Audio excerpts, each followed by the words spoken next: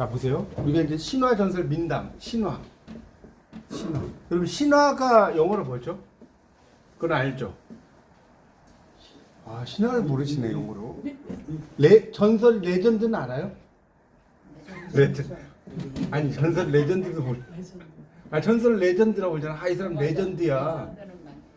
어떤 레전드의 전설이라는 뜻이에요, 레전드. 많이 쓰는 말인데. 여러분 영어하고는 안 친하시구나. 신화는 뭐냐면 미스예요, 미스. MYTH라고 해서 우리가 목사님들이 신을 믿습니까 그러죠. 그 미스예요. 저는 이제 강의할 때 이렇게 이야기해요. 미스하면 신을 믿습니까? 미스. 신화입니다, 신화. 그 다음에 이제 민담이죠, 민담. 민담은 영어로 뭐라고 하냐면 포크테일이라고 해요, 포크테일. 그러니까 포크라고 하는 게 폭댄스 들어봤죠? 네. 포크라고 하는 게 민속을 하는 뜻이에요, 민속. 폭댄스라는 게 우리가 그 한국 민속촌 용인에 가면 있잖아요. 한국 민속촌 영어로 뭐예요? 코리안 폭빌리지, 폭빌리지. 네, 폭빌리지예요. 요 음식 먹는 포크는 이렇게 써요. 이렇게 쓰. 아니 FRK, PORK면 돼지고기고 FRK입니다. FRK 포크 있잖아요. PORK는 돼지고기고. 잘 써야 돼. 아시겠죠? 이 돼지 마을이 돼버려. 포크 쓰면. 하여튼 폭빌리지입니다. 폭빌리지. 그래서 신화, 전설, 민담이라는 게 있어요. 그러니까 여러분이 이제 문제가 뭐냐면 문화 교양학뿐이 아니라 이 공부를 하는 사람들 문제가 뭐냐면 저도 두 개를 다 잘하지는 못하는데 한쪽만 좋아해요. 그러니까 예를 들어서 특히 이제 여러분이 문화 교양학과잖아요. 문화 교양학과는 아마 이제 좀 서양 쪽이 강하잖아요. 그죠? 동양 쪽인 거는 별로 안 나오고 서양 쪽인 게 많이 나오잖아요. 근데 여러분 동양 쪽인 것도 좀 지워도 되겠죠? 동양 쪽인 것도 좀 아셔야 된다. 이야기 드리겠습니다. 자, 일단 신화, 전설, 민담을 영어로 이야기했고 그러면 자 이제 여러분 이제 재밌는 게 뭐냐면 신화부터 좀 설명드릴게요. 신화. 우리가 신화라고 하면 오늘은 그 책은 조금만 할 거예요. 오늘은 이제 전반적인 백그라운드를 이야기해 드릴 거예요. 그럼 신화가 세 가지의 뜻이 있는 거 아세요? 여러분 신화하면 이거 신들의 이야기야. 그렇게 알고 있죠? 그게 아니에요. 그 이제 신들의 이야기는 당연하지. 이게 1번이야. 이런 걸 해야 재밌잖아요. 여러분 모르니까. 두 번째는 뭐냐면 이 신화는 자연의 이야기도 신화에 들어가요. 무슨 말이냐면 자연이나 사회 현상의 기원과 질서. 여기다 좀 써놓으세요. 이건 제가 필기 안 해도 되겠죠? 자연이나 사회 현상의 기원과 질서 이런 걸 이야기하는 게 신화예요. 그렇지 않나요? 우리가 예를 들어서 은하수가 어떻게 해서 만들어졌느냐 이런 거 있잖아요. 말도 안 되는 이야기 다 알죠? 네? 알죠? 제가 이야기 안 해도 되죠? 너무 막 세계 팔았는데 그게 그죠? 하늘에 올라갔다는 그런 말. 세 번째는 뭐냐면 신성시되는 이야기. 신성시되는 이야기. 이게 신화에 들어가. 신성시되는 이야기. 이게 신화예요. 자, 적어놓으세요. 두 번째도 제가 은하수의 그 어원 잠깐 이야기 드렸어요. 그러니까 그것도 신화예요. 은하수의 어원이 무슨 은하수가 신입니까? 아니잖아요. 그러니까 그것도 신화에 들어가는 거예요. 그리고 세 번째는 신도 아니고 자연도 아니지만 신성시되는 이야기도 신화에 들어간다. 일단 그걸 좀 여러분이 알아두시는 게 되게 중요해요. 이거 필기 좀 해놓으세요. 자, 그렇게 이제 들어가요. 근데 이제 우리나라 오늘 좀 한국 걸 좀 설명을 좀 드릴게요. 그런데 그러면 우리가 이제 한국이 아니라 신화의 분류가 있어요. 신화의 분류. 신화는 보통 몇 가지로 분류되냐면 한 5가지 정도로 분류가 돼요. 신화는 5가지. 이게 뭐냐? 자, 쓸게요. 신화의 분류라고 써놓으세요. 하여튼 이 수업 들을 때는 노트 한 권을 좀 잘 갖고 필기 많이 해놓으세요. 자, 신화의 분류는 첫 번째는 뭐냐면 창세 신화가 있어요. 창세 신화가 뭔지 알죠? 나라를 만들어. 창세. 나라를 만든 거에 대한 신이 있어요. 그러니까 천지 만물 창조. 그러니까 이게 지금 어떻게 보면 그리스 로마 신화도 그거 아닙니까? 나라를 만드는 그거 다 이야기잖아요.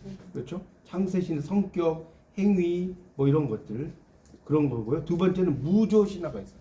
이제 이거는 서양이 아니라 동양에서 나오는데 무조라는 거 이렇게 쓰면 어려우니까 무당 무자에 할아버지 조자 이런 거 알겠어요? 무조 신화. 무조 신화는 이 무속의뢰, 무조 신화라고 해서 무속의뢰에서 그 서사무가 형태로 이제 무속신의 자정담, 무속신이 어떻게 해서 만들어졌느냐? 자정담이라는 말을 써요. 우리가 이제 무가 이런 걸 하면 자정담을 이야기를 하는데, 이 무속신이라고 하는 것은 이제 여러분 바리대기는 들어보셨어요? 네. 바리대기. 국문학과 나오셔서 확실히 잘하시네요. 바리대기라는 게 있어요. 이 동양에 이제 그 설화 이런 거에 바리대기가 있는데, 이게 이제 뭐냐면 그 리어왕하고 상당히 유사해요. 제가 나중에 바리대기도 한번 강의 한번 해야겠다. 바리대기하고 리어왕 제가 그 두 가지 이야기 안 했었죠. 강의. 내가 다음에 이거 좀 끝나고 나면 이거 한번 해. 이게 되게 재밌어요. 바리대기하고 리어왕을 비교하는 거. 저는 이 비교 문학을 전공하다 보니까 이런 걸 막 하는 거 좋아해요. 근데 왜냐면 리어왕이 딸만 셋이잖아요. 딸만 셋인데 이제 셋째 딸이 코델리아인데, 니들이 날 얼마나 사랑하느냐 그래 딸들한테. 이게 좀 장난. 그러니까 딸들이 뭐 이제 첫째 딸, 둘째 딸은 막 하늘만큼 땅만큼 사랑해. 그러니까 땅을 막 절반씩 주는 거야. 이렇게. 절반씩. 첫째 딸, 둘째 딸. 세 번째 딸은 넌 나 알만큼. 이게 지금 무슨 말장난 아니에요? 넌 나 얼만큼 사랑해. 그러니까 그냥 지금 우열의 노래처럼 지금 그대로의 모습으로 사랑합니다. 그러니까 쫓아내버려요. 코델리아. 쫓아내는 이야기예요. 그리고 나중에 이제 그 광야에서 이 리오 왕이 깨달음을 얻는 거예요. 우리가 여러분 비극이라는 거는 뭐냐면, 하여튼 강의하다 보면 이것저것 나오니까, 비극이라는 건 어떤 의미가 있냐면 주인공이 이렇게 나락으로 떨어져요. 그건 알죠? 주인공이 이렇게 이 상태에서 이렇게 나락으로 떨어져. 그런데 비극은 나락으로 떨어지기만 하면 비극이 안 되는 거 아세요? 나락으로, 이렇게 나락이라는 게 뭔지 알죠? 나락으로 떨어져 주인공이. 근데 나락으로 떨어지기만 하면 비극이 아니라고. 뭐가 있어야 될까요? 비극에는. 여러분 문학영화과 잘 아시잖아요. 비극에는 깨달음이 있어야 되는 거예요. 이거 되게 중요한 건데, 깨하고 설탕이 합해지면 깨 설탕이 아니라 깨달음이잖아요. 깨하고 설탕이 더해지면. 하여튼 그래서 이게 바로 레코니션. 이제 이해하셨어요? 레코니션. 깨달음이 있어요. 레코니션이라고 하는 거예요. 영어로. 그래서 나락에 빠져서 깨달음을 겪어야 돼요. 여러분 맥베스, 리오 왕 다 봐보세요. 맥베스 제가 저번에 강의 한번 했죠? 네. 맥베스가 정말 왕이 되려고 초래한 야심인데 결국은 막 제가 이야기했잖아요. 이제가 아니라도 죽어야 할 사람 하면서 그 멋진 대사를 했다고. 어쨌든 깨달음이죠. 근데 이 바리대기는 바리대기 할 때 바리는 버린다는 뜻이에요. 버린다. 바리대기 공주의 바리가 버리다인데 동양 이야기예요. 그러니까 왕이 있었어. 왕이 있었는데 왕이 있으면 예나 지금이나 아들이 이어받잖아. 일반적으로 아들이 이어받을 수 없을 때 여왕이 되는 거 아니에요? 신라 시대는 그러니까 여왕이 3명이 있었다는 건 대단한 거예요. 조선 시대에 여왕이 있었어요? 없죠. 근데 이 아들을 낳으려고 했는데 계속해서 딸만 낳은 거예요. 몇 명을 낳냐면 7명을 낳아. 뭐 지금도 막 딸 부잣집 7명 뭐 있잖아요. 그러니까 7번째 또 아들인 줄 알고 딸이 된 거예요. 그래서 이 딸을 버려버려요. 그래서 바리대기 버렸는데, 나중에 제가 이거는 여러분 이제 책 읽기 할 때 좀 더 자세히 설명을 드릴게요. 오늘 그냥 기본적인 것만 알려드릴게요. 그래서 이제 결국은 이 바리대기 공주가 아버지가 그 위독할 때 아버지를 구해주는 이야기. 선약. 근데 이것도 되게 웃기는 거야. 아버지가 막 오늘 내일 하는데 아버지를 구해주려고 막 수십 년 동안 막 뭐 무슨 무장승하고 몇 년 살고 뭐하고 몇 년 살고 막. 근데 아버지가 안 죽어. 위태로우면 오늘 내일 죽어야 될 거 아니에요. 참 이게 말도 안 되는 이야기죠. 어쨌든 구해준 이야기. 그래서 이제 바리대기가 무속신에서 이제 되게 유명한 그 좌정을 합니다. 그래서 무조신화에서 그거고요. 세 번째가 이제 창세하고 비슷한데, 그러니까 창세는 좀 더 넓은 개념이죠. 세상을 만드는 거니까 천지 만물. 건국신화가 있어요. 나라를 세우는 거. 건국신화가 있고요. 그다음 네 번째는 시조신화. 시조가 어떻게 생겼다 이런 거 있죠. 우리 시조는 그래서 어떻게 생겨졌다. 그다음에 하나가 더 있는데 이게 마을신화예요. 마을. 이 마을이 어떻게 생겼는지. 이렇게 5가지 정도로 여러분이 신화의 특징이 있다는 걸 좀 알아두시면 좋습니다. 신화는 5가지. 그래서 이제 이런 그 무가 이런 걸 공부하잖아요. 제주도가 어떻게 만들어졌는지 막 이런 것도 다 나와요. 되게 그래서 구비문학 이런 거 전공한 사람들 보면 되게 이런 게 재밌습니다. 어쨌든 그래서 이제 그런 것들이 있다는 걸 좀 설명을 좀 드리고요. 그런 것들을 설명을 드립니다. 그래서 예를 들면 건국 신화도 있고 그다음에 이제 마을 신화도 있습니다. 그 정도로까지만 이야기할게요. 자, 근데 이제 신화는 이제 재밌는 것은 우리나라 신화를 좀 설명을 좀 드릴게요. 일단 신화를 조금 설명하고 이제 전설민담도 들어가겠습니다. 별로 이런 걸 안 들어보셨던 걸 거예요. 자, 보세요. 자, 신화는 근데 우리나라의 신화는 뭐가 있냐면 이 북방계 신화하고 남방계 신화, 이거 제가 이야기 안 했죠? 북방계 신화하고 남방계 신화가 있어요. 그 무슨 소리냐면 북방계 신화는 부여 뭡니까 그 주몽 알죠? 주몽 그런 이야기, 주몽 이야기가 있습니다. 그래서 우리가 이제 북방계에서는 환인의 아들 환웅이 있고요. 환웅이 인간 세상을 이제 이렇게 널리, 그러니까 여러분 홍익인간이란 말 많이 들어봤죠? 이것도 좀 나온 김에 좀 설명드릴게요. 홍익인간, 이 한자로 이렇게 써요. 홍익, 요 정도 쓸 줄 알죠? 홍익인간 이렇게 써요. 근데 공부를 봐요. 공부를 얼만큼 어떻게 했는지 어떻게 하느냐 해석을 시켜보면 하는 거예요. 자, 홍익인간 해석해라고 여러분은 어떻게 해석해죠? 이거 홍익인간 뜻 한번 이야기해 보세요. 이게 널리야, 널리. 넓으롱자잖아, 널리. 인간을 이게 이름을 읽자. 그럴 줄 알았어요, 제가. 그럼 땡이에요, 땡. 이게 널리 인간을 이렇게 한다는 뜻이 아니고, 이 인간이라는 말은 요즘은 이 인간아 외산이야 해서 좀 비하로 쓰이는데 옛날에는 인간은요, 인간 세상이라는 뜻이에요.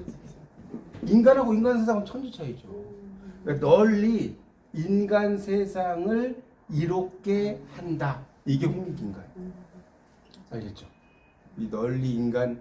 그러니까 이게 재밌다니까 한문이라든지 이런 걸 공부를 하면 재밌는 게 그래서 그 환웅이 인간 세상을 봐요. 인간 세상에 뜻을 많이 두었어요.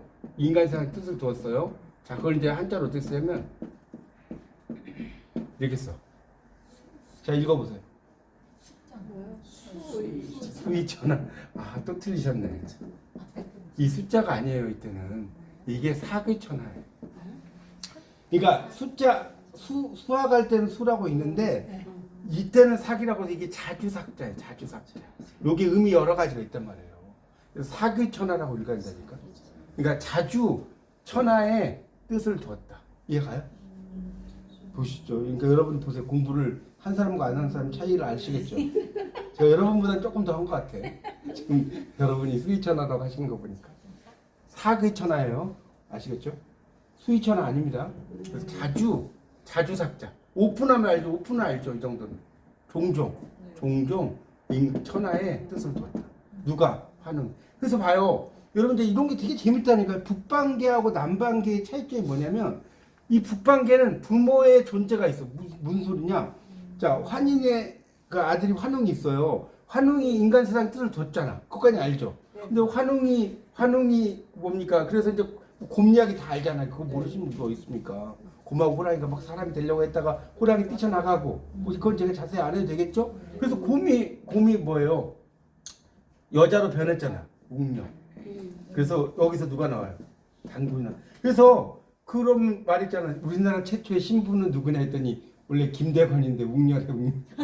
최초의 신부라고 이해가죠? 하여튼 그래서 이 단군이 나왔죠. 그러면 아버지와 어머니의 존재를 알아요, 몰라요? 몰라요? 아니 왜 몰라요? 지금 아니 아버지가 환웅이고 어머니 몰라요? 어머니가 웅녀인데? 알잖아요. 어렵나 이제 설명? 예, 그렇죠? 근데 자 그럼 또 다른 부여 이야기다. 여러분 이런 이야기는 전혀 안 들어보셨을 거예요. 신화는 많이 하셨어. 오늘 이런 이야기를 해드릴 거예요. 자 봐요. 부여를 이렇게 보면 자 천재가 있어. 천재. 하늘날 왕이 있단 말이에요. 그 아들이 해모수가 있죠. 해모수. 그 다음에 해모수가 유아부인 들어봤죠? 몰라요? 유아부인이 있어. 유아부인. 해모수가 인간 세상에 내려왔는데 유아부인하고 사랑을 해서 그 사이에 태어난 아이가 주몽인 거예요. 맞죠? 그러면 주몽도 아버지와 어머니의 존재가 있어요, 없어요? 있죠. 네. 그래서 북방계 신화는 아버지, 어머니 되게 재밌다니까요. 부모의 존재가 있어. 부모의 존재가 있는 게 북방계 신화예요. 북방계 신화입니다. 그래서 근데 이제 또 재밌는 것은 이거 이야기하려면 끝도 없어요. 제가 2시간 갖고 어림도 없어요. 한 20시간 해야 돼요. 근데 봐요. 환인하고 환웅하고 단군. 그럼 몇 대입니까? 몇 대? 하나, 둘, 셋? 3대죠. 그래서 이런 북방계 신화는 거의 3대 이야기예요. 여기도 봐요. 천재, 해모수, 주몽 몇 대? 3대죠. 3대 이야기. 그래서 이런 걸 이제 그래서 유식한 말로 3대 기라고 하는 거예요. 뭐 이 정도 알겠죠? 3대 이야기. 적을 기자. 이 3대 이야기로 우리 염상섭의 3대 있죠? 그건 알죠? 예. 국문과를 안 하셨어도 염상섭의 이게 3대 이야기거든요. 그래서 정말 잠안 오면 이런 거 있잖아요. 불면증 있다. 그럼 뭐 읽으라고 하면 염상섭의 3대를 읽으세요. 그러면 한 2페이지 읽다가 자. 불면증 약을 먹을 필요가 없다니까. 3대가 완전 만년체로 쓰여 있거든요. 네, 그래서 한번 잠 안 와 죽겠다 그러면 그냥 사놔요. 그 읽으려고 하지 말고 잠 안 올 때 보면 돼. 아시겠어요? 우스갯소리로 그런 말이 있어요. 만년체로 돼 있어. 하여튼 그래서 이 단군 신화하고 주몽 신화 이런 거에는 이제 3대가 있고 그런 식으로 이제 돼 있습니다. 그래서 이제 환웅이나 해모수나 다 원래는 하늘은 초월적인 시간이잖아요. 이 초월적인 시간에서 어디로 들어왔느냐? 역사적 시간으로 들어오는 거예요. 여기까지 이해가죠? 여러분 그리스 로마 신화도 공부하셨어요. 이 사람들은 시간이 초월적이에요. 시간을 초월하는 시간이야. 그런데 역사적인 시간으로 들어오는 거죠. 그리고 단군과 주몽은 역사적 시간 속에서 수명을 지니는 거예요. 맞죠? 네. 단군하고 주몽은 하여튼 사람의 피도 섞여 있기 때문에 자, 그렇다는 겁니다. 자, 그런 것도 좀 알아두시면 좋겠고요. 그래서 결국은 그러면 여러분 이제 또 하나 이야기하고 싶은 것은 이 북방계 신화에서 지금 어떤 이야기 있어요? 단군하고 주몽 이야기. 여기서 강조하는 건 뭐냐? 의의가 있어, 의의. 이 단군 신화하고 이게 북방계 첫 번째는 뭐냐면 천상의 것보다는 지상의 것이 더 중요하다. 여기까지 이해가요? 지금 결국은 단군하고 주몽이 임포턴트하다는 거지. 그렇지 않나요? 단군과 주몽을 태어나게 하기 위해서 막 하늘에서 내려오고 이런 거 아닙니까? 그러니까 천상의 것보다 지상의 것이 중요하고 또 하나는 얼마나 재밌는 이야기예요. 여러분 단군 신화는 너무 쉬워서 그런 이야기는 안 해. 단군 신화를 가지고도 설명할 때 자, 초월적인 시간보다 역사적인 시간이 더 중요하다. 초월적인 시간보다 역사적인 시간이 더 중요하다. 이해가 안 가면 안 간다고 하세요. 그럼 말씀드릴게요. 자, 그 다음에 세 번째는 수직적인 질서보다 수평적인 질서가 더 중요하다. 그러니까 이 수직적인 질서보다 수평적인 질서. 이게 뭔 소리냐면 수평적인 질서가 더 중요하다는 거예요. 그러니까 지금 아까 말했지만 환인, 환웅, 단군 이걸 이야기하려고 하는 게 아니죠. 그 단군 신화라든가 주몽에서 이야기하려는 것은 이렇게 계보가 내려왔다는 걸 이야기하려는 게 아니에요. 물론 이제 계보도 중요하지만 결국은 이 사람이 어떻게 단군이 어떻게 통치하고 이런 걸 이야기하는 거거든요. 그런 거 여기도 주몽이 어떻게 이야기하고 그런 내용들이 상당히 중요한 이야기입니다. 그래서 결국은 더 재밌는 것은 이 사람들이 이제 특히 주몽이나 단군 다 건국신화잖아요. 그러면 이 건국신화의 주인공은 여러분 신이라고 봐야 돼요. 여러분이 보시기에 인간이라고 봐야 돼요. OX 신이에요, 인간이에요. 인간이 인간. 신이라 물론 이제 신 아버지 반신 반인이지만 인간을 이야기하는 거예요. 그게 되게 중요한 겁니다. 그러니까 인간으로서의 고뇌. 그러니까 이들의 행위는 뭐냐? 인간의 능력을 뛰어나게 발휘한 영웅적인 행위예요. 영웅적인 행위. 이게 더 중요합니다. 이들은 이제 인간이기 때문에 영웅적인 그런 행위를 줘요. 그래서 이런 영웅의 일대기를 또 설명 좀 드릴게요. 그러니까 이것도 어차피 여러분이 이제 공부하시는 그리스 로마 신화하고도 연결되는 이야기예요. 그리스 로마 신화 이런 거하고도. 그래서 영웅의 일대기를 한번 해보죠. 영웅의 일대기는 크게 몇 가지가 있느냐? 7가지가 있어요. 영웅의 일대기. 자, 볼까요? 자, 1번이 뭐냐? 고귀한 혈통을 지녀. 여러분, 영웅들은 혈통 자체가 되게 고귀해. 그렇지 않나요? 무슨 시궁창에도 올라오고 이런 게 아니잖아요. 막 되게 영웅들의 혈통은 고기에 그다음 두 번째가 이게 또 재밌어요.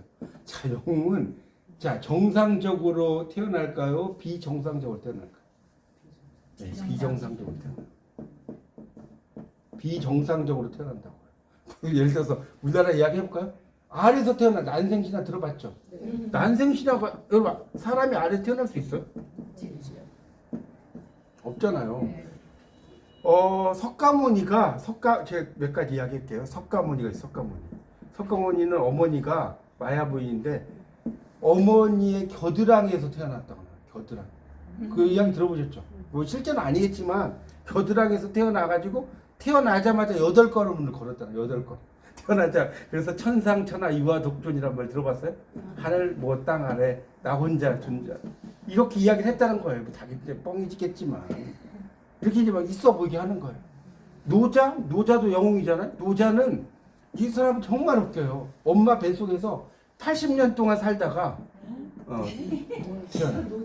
노자가 늙을 노자를 쓰려. 태어날 때부터 머리가 하얗다는 거예요. 늙을 노자, 그래도 늙을 노자인 거예요. 80년 동안 어머 뱃속에 있다 태어났다니까. 네. 참 신기하지 않습니까? 이걸 믿어야 돼. 안 믿어야 돼. 그래도 뭐 그리스 로마 신화에 비하면 진짜 귀엽지 않나요? 이 정도면 뭐 약과지. 그리스 로마 신화는 뭐 말할 것도 없잖아요.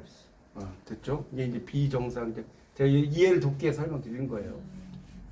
자, 세 번째는 이 영웅의 일대기는 뭐냐? 어려서부터 비범해요. 어려서부터 평범합니까?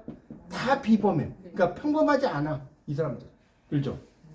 영웅 한번 봐봐요. 서양인은 이제 남들하고 똑같거나 뭐 떨어지거나 전혀 이러지 않아. 그렇죠? 그렇지 않습니다. 그럼 네 번째는 뭐냐? 이 재밌지 않습니까? 이런 걸 또 정리해 보면. 네. 네 번째는 뭐가 되냐? 일찍 기아가 돼. 기아라는 거는 이제 버려진 아이. 기아가 되거나 고난에 부딪혀요.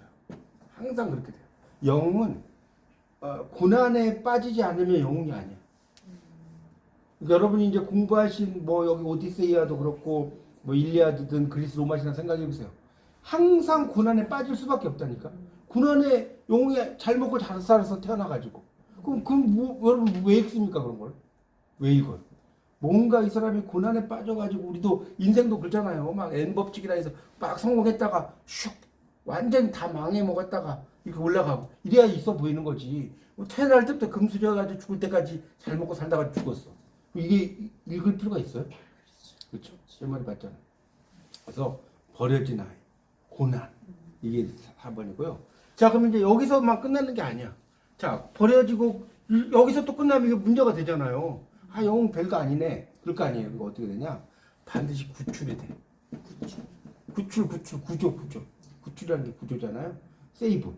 그리고 또 하나는 뭐냐? 양육자를 만나.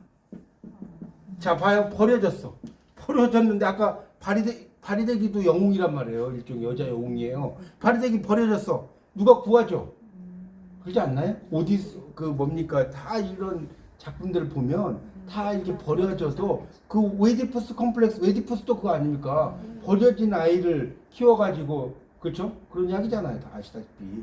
그러니까 구출과 양육자가 반드시 있어. 그러니까 여러분이 그전에는 그냥 읽으셨는데 오늘 제가 이거를 다 정리를 해드릴 거예요. 구출되고 양육자. 근데 여기서 이제 또 6번째가 있어. 자, 그래서 이제 이게 또 재밌는 게 구출되고 양육자를 만나 살아났어요. 여기서 끝이 아니야. 다시 죽을 고비 이르러. 참 영웅이 해먹기 힘들죠. 다시 죽을 고비에 이르러. 다시. 그래서 이제 마지막에 7번째 투쟁에서 당연히 승리를 하겠죠. 그래서 영광을 차지한다. 이렇게 돼 있는 것이 이제 영웅의 일대입니다. 이거는 이제 서양보다는 동양 쪽이 좀 더 강합니다. 물론 이제 서양에서는 이렇게 안 될 수도 있어요. 근데 제가 지금 말씀드린 것은 동양 쪽에 이제 신화가 이런 게 있어요. 서양은 여기서 좀 몇 개 빠질 수도 있을 겁니다. 근데 일반적으로 신화의 구조는 이렇게 일생. 근데 이제 영웅의 일생은 뭐 이렇게 뭡니까 여러 가지가 있는데 중국의 경우와는 달리 투쟁이 상당히 한국에서는 중요시돼요. 그리고 서구에서는 뭐 현세 영광 이거보다는 그 뭐 하늘 올라간다 이러는데 이 동양에서는 현세의 승리자 이런 게 이제 되게 그 뭡니까 상당히 강하다 이렇게 이제 이해를 하시면 좋을 것 같고요. 그래서 이제 한국 신화에는 이제 뭐가 나타나는지 요 이야기 좀 해드릴게요. 그래서 특히 이 한국의 신화는 뭐가 나타나냐면 비장미라는 게 있어요. 비장미. 이건 좀 한자로 쓸 수밖에 없어요. 비장미란 말 보셨죠? 안 들어봤어요? 비장하다 이런 말 들어봤어요? 비장하다는 말 많이 쓰는 말인데 비장하다. 이 비장하다가 뭐냐면 이게 슬플 비자에 굳셀 장자예요. 굳세다 굳세어라 금수나 노래 있잖아요. 슬프지만 굳세다. 그게 비장미. 슬픔 속에서도 굳세다. 그런데 이 한국 신화는 비장미가 있긴 있어. 근데 문제는 뭐냐면 상당히 제한적이에요. 비장미가 제한적이다. 많이 나오는 건 아니고 제한적이고 그 다음에 비장미보다 뭐가 더 중요하냐? 숭고미가 더 중요해요. 숭고란 말 들어봤죠? 숭고하다 이런 말 쓰잖아요. 고상한 걸 숭상한다. 숭고미가 훨씬 더 중요한 미적 범주예요. 숭고미가 더 중요하다. 그럼 숭고미는 뭐냐? 라고 이제 여러분에게 뭐 고상한 것을 숭상한다. 이게 숭고미인데 숭고미를 좀 더 이제 풀어 써드리면 뭐냐? 이렇게 써보세요. 응당. 응당은 이제 마땅이라는 뜻이에요. 응당. 추구하고 획득해야 할 것을 취하는 것. 이게 숭고미예요. 응당. 추구하고 획득해야 할 것을 뭐라고요? 취하는 게 숭고미다. 그 숭고미가 뭐 고상한 걸 숭상한다. 이거는 이제 1차적인 뜻이고요. 그 속의 뜻은 그래요. 그래서 이 한국에 그러면 이제 보세요. 그러면 한국의 신화는 뭐냐? 한국의 신화의 특징이 뭐냐? 이렇게 누가 물어본다면 한국의 신화의 특징이 뭐냐? 자 보세요. 아까 제가 그랬잖아요. 되게 이제 승리해서 영광을 차지하니까 낙관적이겠죠? 낙관적이죠. 그래서 이거를 그리고 이 사람이 인간이라고 그랬죠. 그래서 이거 좀 더 유식한 말로 7자로 써라면 뭐냐면 현세적 낙관주의라고. 여기까지 이해가죠? 한국 신화는 영광을 차지하니까 낙관주의 아닙니까? 그리고 이 사람은 인간으로 본다고 그랬잖아요. 그렇죠? 그러니까 현세적인 거지. 죽고 나면 내세 아닙니까? 현세적 낙관주의. 이게 한국 신화의 가장 큰 특징이다. 이렇게 좀 여러분이 이해를 좀 하시면 됩니다. 자, 어렵지 않죠? 이해가죠? 네. 그래서 그러니까 이제 천부하고 지모. 그러니까 보통 아버지를 천부라고 하는 거예요. 하늘의 아버지고 엄마는 땅이니까 지모라고 하는 거예요. 지모. 그러니까 보통 우리가 이 동양학에서 보면 남자는 하늘이잖아요. 여자는 땅이고 하늘과 땅이 만난다 뭐 이런 이야기 하지 않습니까? 그렇게 돼 있어요. 하여튼 노자 도덕경에도 읽어봐도 다 그렇고. 그래서 그러니까 천부와 지모가 만나서 여기서 누가 나오는 거야? 시조가 나오는 거야. 이렇게 구조로 돼 있는 거야. 시조가 뭔지 알죠? 그 조상. 그래서 시조가 이제 생기는데 이 시조가 시련과 고난을 막 겪는 거예요. 시련과 고난을 겪고. 그렇죠? 그런 의미. 그러니까 결국은 이 북방계는 그런데 이건 이제 북방계를 제가 이야기한 거예요. 그럼 남방계는 어떻게 되냐? 이게 또 재밌어요. 이제 여러분 공부를 해보면 이건 지금 북방계를 제가 말씀드렸잖아요. 남방계의 신화가 있어요. 남방계 신화는 봐요. 남방계 신화는 어떻게 되냐? 갑자기 남방계 신화 보세요. 하늘에서 뭐가 뚝 떨어져요. 빛이 막 비쳐. 뭐가 뚝 떨어져. 그래서 거기 이제 가보면 알이 있어. 아니면 괴가 있어. 상자 같은 거 괴라고 그러잖아요. 이제 그 속에 아기가 있어. 알이 있거나 알에서 깨어나서 태어나거나 상자 속에 아이가 있어. 그러면 여러분 잘 보세요. 이런 건 대충 들어는 봤죠. 남방계는 그래. 그러면 자 남방계는 그럼 왜 이런 이야기를 왜 했을 것 같아요? 왜 갑자기 하늘에서 뭐가 이렇게 해가지고 뭐 알이 나오고 괴가 나오고 왜 이런 이야기 왜 할까요? 지금 아까 설명드렸는데 지금 북방계에서는 부모의 존재가 확실해요, 안 확실해요? 확실해요. 근데 남방계는 부모의 존재를 몰라. 그러니까 이건 뭐냐? 부모의 계통이 불확실하다. 여러분 신화를 공부하시니까 오늘 제일 열심히 들으시는 것 같은데 부모의 계통이 불확실해. 남방계. 그러니까 여러분 재밌는 게 뭐냐면 맘마미아 있죠. 맘마미아. 맘마미아가 뭔 뜻이라고 그랬죠? 이거 안 했나 제가? 이게 맙소사라는 뜻인 거 아셨어요? 이 오마이갓이라는 뜻이에요. 맘마미아가 그 엄마를 찾다가 길을 잃어버려서 맘마미아가 아니고 맙소사. 그러니까 제가 예전에 이제 길을 가는데 이거 싫어하는데 싫어. 갑자기 비가 오는 거야. 갑자기. 그러니까 이탈리아 이게 이제 이탈리아 뭐 이런 쪽의 언어인데 갑자기 이제 이탈리아인가 생긴 사람 맘마미야 이런 그리고 막 가요 진짜. 내가 들었어. 야 이게 맘마미야 이럴 때 쓰는구나. 어쨌든 맙소사는 뜻이고 모르셨죠. 근데 어쨌든 이 남방계 신화는 그런 부모의 계통이 불확실한 거예요. 이게 얼마나 재밌습니까? 그래서 이제 여기 혁거세라든가 박혁거세, 혁거세라든가 뭐 아령이라든가 이런 분들이 다 아래서 태어나요. 기말지. 그렇죠. 김할지도 그렇고 다. 잘 아시네. 그래서 결국은 남방계 신화는 그럼 뭐냐? 자 보세요. 북방계 신화에서는 이 사람이 태어났어. 주몽이. 그러면 뭐 투쟁이 있어 없어? 여러분 그 옛날 주몽 드라마 보면 막 싸우고 막 엄청났잖아요. 투쟁이 있어요. 왜? 자 봐요. 아버지에서 이렇게 태어났어. 그러면 그 주몽만 있는 게 아니라 또 다른 뭐 애들도 있을 거 아니야. 막 서로 싸워가지고 어쩌고. 그런데 이 남방의 신화는 재밌는 게 뭐냐? 투쟁이 없어요. 이게 또 재밌어. 남방의 신화는 투쟁이 없어. 투쟁 과정이 없어. 그럼 뭐 투쟁 과정이 없다는 건 뭐냐? 추대를 하는 거예요. 추대 형식이. 추대 형식. 추대가 뭔지 알죠? 이렇게 추대를 해주는 거예요. 그 부모의 그 추대 형식으로 이루어져. 그래서 제가 맘마미아를 그래서 이야기를 해보면 거기 맘마미아 보면 그 엄마가 뭐 어쩌고저쩌고 일기를 찾아보니까 뭐 이 사람도 아빠인 것 같고 저 사람도 아빠인 것 같고 해가지고 막 세 명이 오고 이런 이야기 아니에요? 맘마미아 안 보시면 없잖아. 그게 이제 신화적으로 보면 이제 우리처럼 공부를 좀 한 사람 보면 이게 남방계 신화의 구조를 가지고 있구나. 왜냐면 지금 아버지가 누군지를 몰라. 맞아요, 틀려요. 여러분들 그런 정도로 생각을 할 줄 아셔야 돼요. 이건 북방계 신화가 아니고 맞잖아요, 제 말이 맞죠? 그렇게도 볼 수가 있습니다. 그래서 이런 그 신화들의 구조들이 상당히 재밌습니다. 그래서 그런 것들도 이제 공부를 좀 하시면 돼요. 근데 어쨌든 이런 신화들이 보면 특히 남방계 신화들이 상당히 북방계 신화보다 또 좀 더 재밌어요. 그래서 이제 여러분이 특히 이제 구지가 같은 경우가 있어요. 남방계 신화 중에 대표적인 게 구지가라고 들어봤어요? 그 국어 시간에 거부가 머리를 내놔라. 내놓지 않으면 구워서 먹겠다. 구호구 수기였냐 약불였냐 번작이 끼게 하라 뭐 이런 게 나오는데 이제 그런 구지가도 이게 이제 수로왕의 이야기. 수로왕은 들어봤죠? 네. 이 수로왕의 탄생 이야기예요.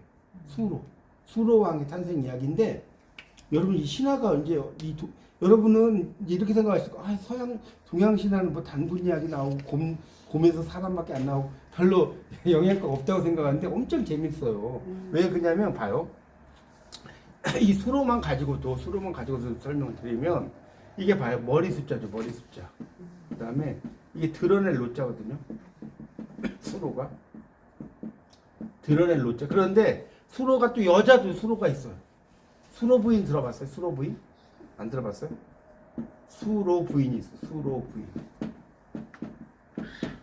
그러면 같은 수로인데 한자가 같아 달라요. 다르죠. 왜 다를까요? 이런 거 생각 안 해봤죠? 완전히 다른 거 아니에요? 이거 완전히 다른데 왜 이 남자한테는 수로라고 썼고 왜 여자는 수로라고 썼냐 이거죠. 제 말씀. 한자를. 이거는 그 생명의 탄생하고 연결됐어요. 오늘 여러분 재밌죠 이런 거. 뭐냐면 수로는 물길이잖아. 물길이죠. 물길은 양수죠. 그러니까 아이를 여러분 엄마 되신 분도 아시잖아요. 이 양수에 아이가 있잖아요. 그래서 이게 양수를 가리키는 거예요. 이 수로 부인할 때 수로가. 그럼 수로는 뭐냐? 여러분 아이가 태어날 때 어디 다리부터 나와요, 머리부터 나와요. 그래서 수로예요, 수로. 이게 드러날 노자잖아요. 뭐 이슬로도 됐지만. 그러니까 아이가 태어날 때 이 머리부터 나온다는 거예요. 머리부터. 이해가십니까? 그래서 거부가 머리를 내놓지 않으면 그게 좀 더 이제 깊이 들어가면 되게 막 성적인 이야기가 들어가는데 제가 그 이야기는 좀 그렇고 여기서 이야기하기는 근데 어쨌든 이 수로라는 말 자체도 이제 그런 의미를 갖고 있습니다. 그래서 이름을 가지고도 이 에펠레이션이 할 얘기가 되게 많아요. 그래서 그런 얘기인데 그래서 이 수로 부인이 너무나 예뻐가지고 너무 예쁘면 막 하여튼 괴물들이 막 왔다 갔다 할 거 아니에요. 강릉에 가서 수로 부인이 있는데 이 괴물들이 수로 부인을 잡아가 버려요. 너무 예쁘니까 용광이 이제 지시해가 그래서 9595 그러니까 봐요. 9595 수기현야가 아니라 9595 거북이가 잡아갔어. 9595 출수로 이런 말이 있거든요. 9595 출수로가 있다고요. 그러니까 거북귀자 이렇게 쓰는 거 알죠? 이렇게 막 되게 어려운 이렇게 막 쓰잖아 이렇게 그죠? 9595 출수로 이게 뭐냐면 이것도 이제 해석이 두 가지가 되는 거예요. 어떻게 두 가지가 되냐? 1번 그래서 여러분 그래서 문학이 재밌는 거예요. 1번 물길을 열어라. 물길을 열어라. 여러분 진도 이런 데 가면 물길 열어야 안 열어라? 열어라. 2번이 뭐냐? 이게 수로가 수로 부인도 되죠? 수로 부인을 내놓아라.